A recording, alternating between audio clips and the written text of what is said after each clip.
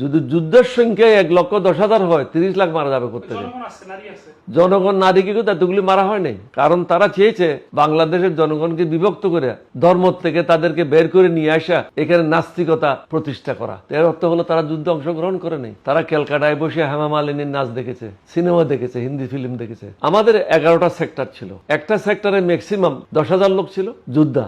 11টা সেক্টরে কত হয়? 1,10,000 হয়, তাহলে 30 লক্ষ মারা যাবে কোথেকে আমাকে বলেন? আর নিরপরাধ লোককে কজনকে তারা হত্যা করেছে? হয়তো 5,000 হইতে পারে, 10,000 হইতে পারে। শেখ মুজিব পাকিস্তান জেল থেকে ছাড়া পাওয়ার পরে গেল কোথায়? ব্রিটেনে গেল, ইউকেতে, লন্ডনে গেল। লন্ডনে গিয়ে ওখানে আমাদের খুব প্রসিদ্ধ একজন সাংবাদিক সিরাজুল ইসলাম, বিবিসির, ওনার সাথে তার প্রথম দেখা হয়। তিনি তখন সিরাজুল ইসলামকে জিজ্ঞাসা করছেন যে, সিরাজ, সবাই আমাকে এক্সেলেন্সি বলতেছে কেন? বলছে, তখন উনি ওনাকে সম্বোধন করলেন বঙ্গবন্ধু হিসেবে। বলে, বঙ্গবন্ধু, আপনি জানেন না বাংলাদেশ স্বাধীন হয়ে গেছে? বল, তাই নাকি? কখন হয়েছে বলো তো?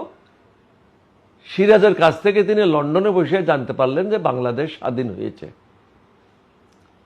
তখন সিরাজের কাছে জিজ্ঞাসা করেছিল, এখানে কি কি হয়েছে বলো?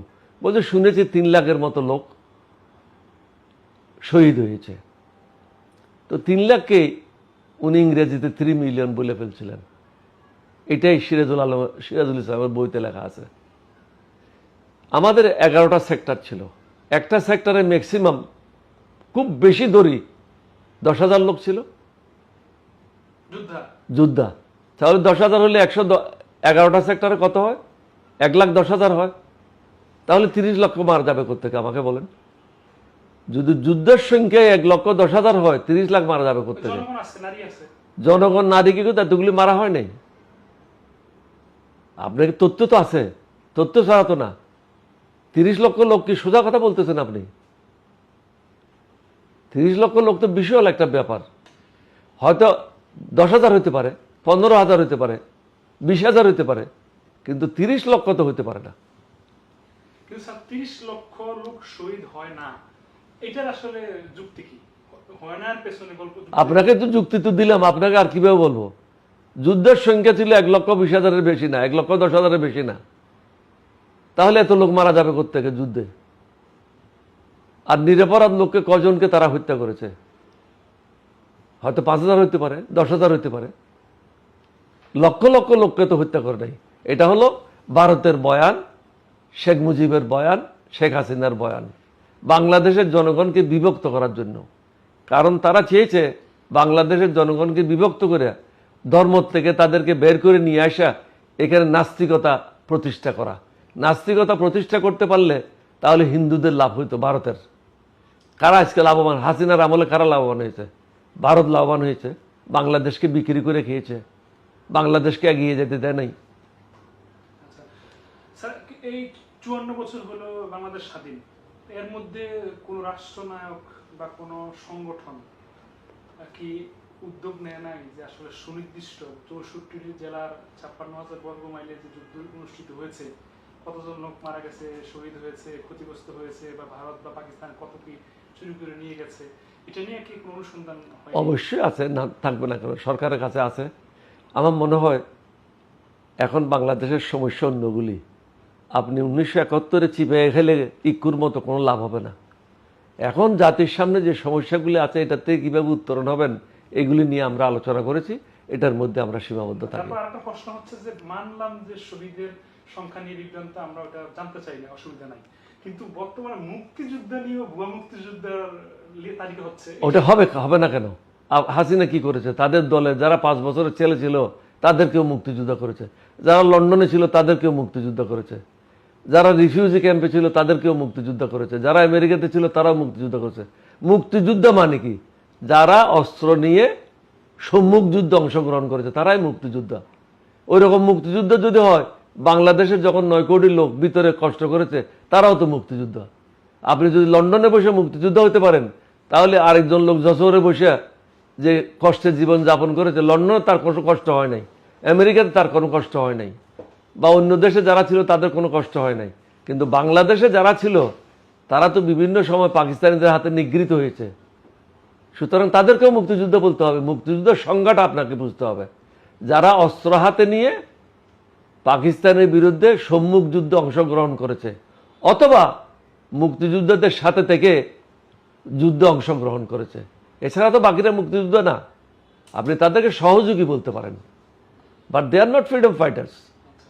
হাসিনা তো সবগুলি একাকার করে দিয়েছে, তার দলের লোকজনকে বাতা দেওয়ার জন্য এটা ঠিক করেছে। আমি তো মুক্তিযুদ্ধ মন্ত্রী যে আছে তাকে অনুরোধ করেছি, আপনি এগুলো সব কাটশিট করেন, কাটশিট করে 30-40 হাজারের মধ্যে নিয়ে আসেন। জাতির সম্পদ এভাবে নষ্ট করা ঠিক হবে না। গরিব মানুষেরা খাইতে পায় না, আর শেখ মুজিবের সন্তানেরা মুক্তিযোদ্ধা পাতা পাবে, এটা তো ঠিক না। স্যার, আমার প্রশ্নটা যদি ভুল হয় আমি ক্ষমা চেয়ে নিব বা ক্ষমা চাচ্ছি। সেটা হচ্ছে, মুক্তিযুদ্ধের চেতনার দল বলা হয় আওয়ামী লীগকে। তারা দাবি করছে তারা স্বাধীন করছে দেশ, শেখ হাসিনার বাপের দেশ তারা বলছেন, বা আওয়ামী দোষরা বলে যে আওয়ামী লীগের স্বাধীন করছে। কিন্তু আমার প্রশ্নটা হচ্ছে যে এই আওয়ামী লীগের খেতাবপ্রাপ্ত মুক্তিযুদ্ধ নাই কেন? এটা তো উত্তর আপনি দিয়ে দিয়েছেন, আমি আবার উত্তর দেবো কেন? আপনি তো বললেন যে যদি যুদ্ধ করতো তাদের মধ্যে খেতাব প্রাপ্ত থাকতো। খেতাব প্রাপ্ত কেউ নাই তো। এর অর্থ হলো তারা যুদ্ধে অংশগ্রহণ করে নাই।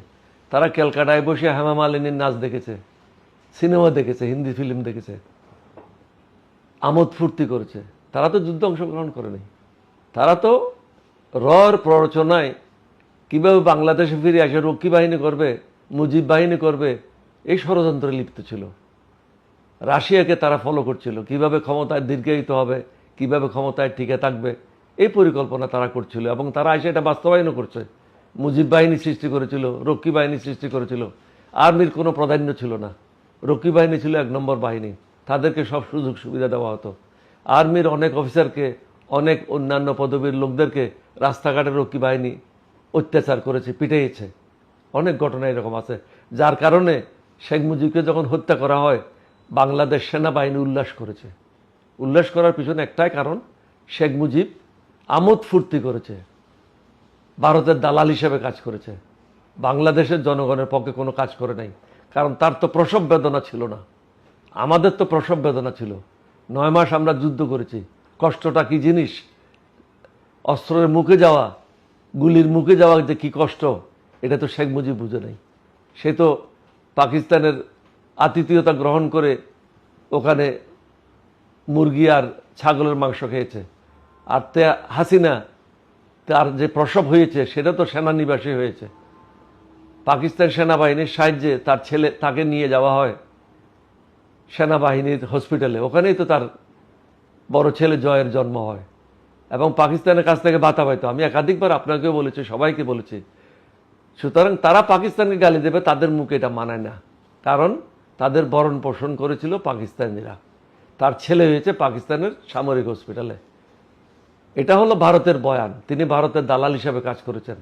তাকে ভারতে প্রশিক্ষণপ্রাপ্ত করে বাংলাদেশে প্রেরণ করা হয়েছিল শহীদ রাষ্ট্রপতি জিয়াউর রহমানকে হত্যা করার জন্য। শহীদ রাষ্ট্রপতি জিয়াউর রহমান যেদিন শাহাদত বরণ করেন, হাসিনা ধরা পড়েছিল কোথায়? আখাউড়া বর্ডারে, সাজদা চৌধুরী সহ 2 জন পলায় যাচ্ছিল ভারতে। তুমি যদি এই হত্যাকাণ্ডের সাথে জড়িয়ে না থাকো তাহলে তুমি ভারতে পলায় যাচ্ছিলা কেন? সাজদা চৌধুরী সহ আখাউড়া বর্ডারে ধরা পড়ে এবং তাদেরকে ফিরিয়ে নিয়ে আসে। কিন্তু শহীদ রাষ্ট্রপতি জিয়াউর রহমান তাদের প্রতি অত্যন্ত শ্রদ্ধাশীল ছিল, শেখ মুজিবের প্রতি শ্রদ্ধাশীল ছিল, যার কারণে হাসিনার বিরুদ্ধে কোনো পরবর্তী পর্যায়ে কোনো ব্যবস্থা কেউ গ্রহণ করেনি।